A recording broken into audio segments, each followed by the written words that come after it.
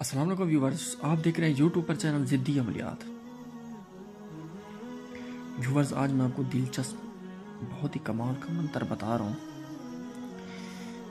जिस मंत्र से जितना भी बड़ा ताला हो, सिर्फ और सिर्फ आपने 21 बार पढ़ना है।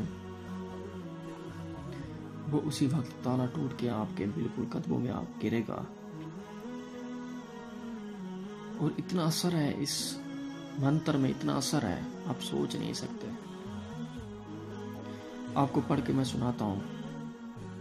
ओम सोम रिंग काली देवी सो काला लाए ताला को गिराए चा चा सुहा। यही आपने सिर्फ और सिर्फ पढ़ना है। फिर मैं आपको सुनाता हूँ। ओम सोम यरिंग, ये है ये। ओम सुम यरिंग काली देवी सो काला लाए ताले को गिराए चा चा स्वाहा। सिर्फ और सिर्फ पहले आपने इसकी ज़कात पूरी करनी है, उसके बाद ये असर दिखाएगा।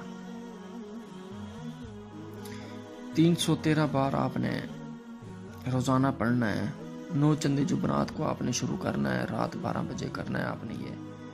313 बार आपने ये पढ़ना है रोजाना। जब ये हो जाए तो सिर्फ और सिर्फ 21 बार पढ़ें, उसी वक्त ताला टूट के बिल्कुल आपके कदमों में आके गिरेगा। आपने सिर्फ और सिर्फ ये 313 बार पढ़ना है आपने,